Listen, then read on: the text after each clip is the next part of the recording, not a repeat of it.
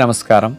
ప్రాణాయామం చేసేటప్పుడు గాలిని దీర్ఘంగా పీల్చి దీర్ఘంగా వదులుతాం. కొన్నిట్లో కొంచెం ఫోర్స్గా తీసుకుని కొన్ని ఫోర్స్గా వదులుతుంటాం. ఇలా పీల్చి వదిలేటప్పుడు ఆ గాలి రాపిడికి కొంత వేడి కూడా ముక్కు భాగంలో ఉత్పత్తి అవుతుంది. ఆ హీట్కి గాలి యొక్క ఫోర్స్కి ఒక్కొక్కసారి ముక్కు రంధ్రాల లోపల సున్నితంగా ఉన్న సూక్ష్మమైన రక్తనాళాలు ఒక్కొక్కసారి కొద్దిగా రప్చర్ అవుతాయి.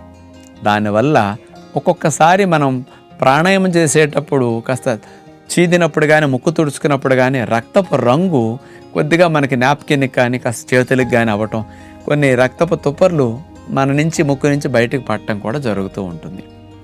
ఇలా ఎప్పుడైనా ప్రాణాయామం చేసినప్పుడు జరిగితే చాలామంది రక్తపు తుప్పర్లు రక్తం రంగు కనుక చూసేసరికి కంగారు పడిపోతూ ఉంటారు.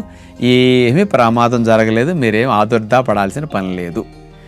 ఈ గాలి రాపిడికి ఆ హీట్కి కాస్త సూక్ష్మమైన రక్తనాళాలు రప్చర్ అయినాయి కాబట్టి ఆ క్షణం ప్రాణాయామం చేయటం ఆపేసేసి మీరు యథావిధిగా ఆసనాలన్నీ కొనసాగించుకో. ప్రాణాయామం చేయటం మాత్రం అప్పుడు ఆపాలి. ఆ ఒక్కరోజు ఆపాలి తప్ప మళ్ళీ నెక్స్ట్ నుంచి ఆపమని ఇక్కడ చెప్పట్లేదు. కొంచెం వెంటనే అక్కడ మళ్ళీ ఆ బ్లీడింగ్ లాంటిది కొంచెం తగ్గాలంటే మీకు దగ్గరలో ఏమన్నా జేబుగొడ్డు ఉండి నీళ్లు ఉండి తడిపేసేసి ఆ జేబుగొడ్డు ఇక్కడ పెట్టుకోండి, వెంటనే ఫ్రీ అవుతుంది.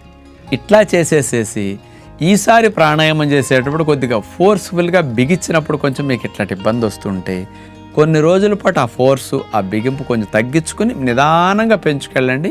అప్పుడు మీకు అలవాటు అయిపోతుంది. మంచినీళ్ళు తక్కువ తాగే వరకు కూడా డ్రైనెస్ ముక్కు భాగాలు ఎక్కువ వచ్చేసి కూడా ఇలా జరుగుతాయి.